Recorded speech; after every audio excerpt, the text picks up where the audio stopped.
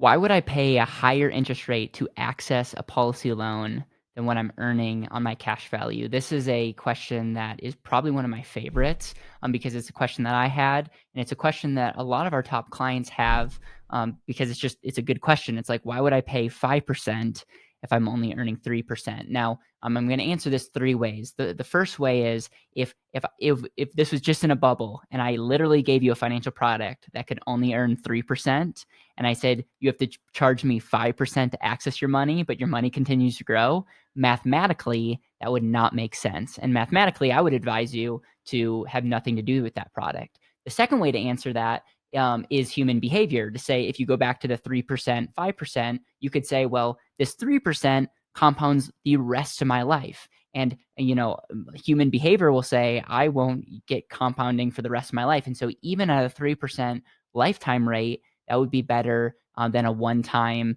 5% interest. Now, while that's bad math, that actually might be beneficial because lifetime compounding is one of those things that is a benefit.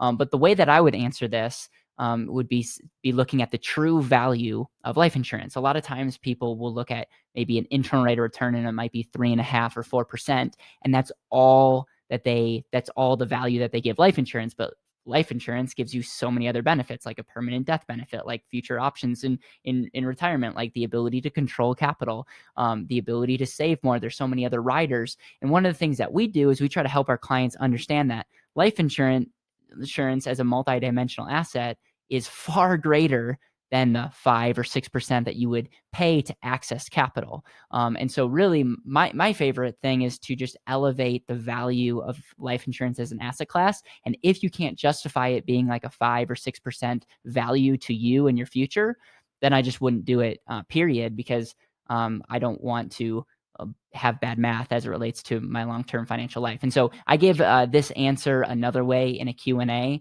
And I just thought in this intro, I would just kind of break down the logic behind the why this question is such a good question and how I would answer that.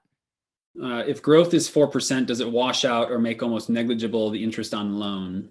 In the first year, I would say that it does not make, like, okay, so if you're earning 4%, or let's just say 3% in a policy, and you pay 5% for a loan. In that year, there's no advantage in taking quote unquote a loan because you're essentially paying 5 and only earning 3. So in a bubble, it's like, okay, why would I do that? Why wouldn't I just pay cash? But the reason why we've set up the system is we're not working in a bubble. We're looking at over a 60, 70 year time period of compounding. And so I would much rather my money continually be compounding and use capital versus me use cash, meaning my money's probably not earning 3 or 4% tax free. So it's all about, you want to make sure when you use capital to understand that there's an opportunity cost of that. And if you're paying 5 and you're investing, you want to make sure that you earn a much greater rate of return than 5%. But it's not about the arbitrage. It's about creating a strategy that's creating much more value over your lifetime. The other thing is we're only looking at interest rates. If you have 3% and you're paying 5, you could say, oh, does that make sense? And even in the first year, why would that make sense? Well, that 3% asset's also giving you a lot of other benefits that you can't necessarily, you can't really put it in a percentage, but those benefits way outweigh a 5% interest rate, if that makes sense. So that's a great question. And honestly, that's something that we should do a podcast on.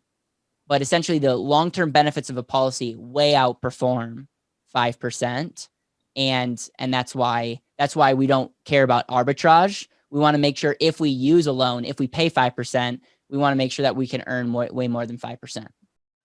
Hey, I want to thank you so much for watching this video to the end. This video is on life insurance, and if you have more questions about life insurance, infinite banking, why you should overfund it, we have a link below that goes to our And Asset Vault. This is a free vault that gives you everything you need to know about life insurance. We have case studies. We have a calculator on there. We have a handbook. We have frequently asked questions. We go through a process. I have my masterclass on there. We literally want to be the one-stop shop for every life insurance decision. And so if you want to learn more, click the link below. And we look forward to educating and maybe opening your mind and eyes to the power of life insurance.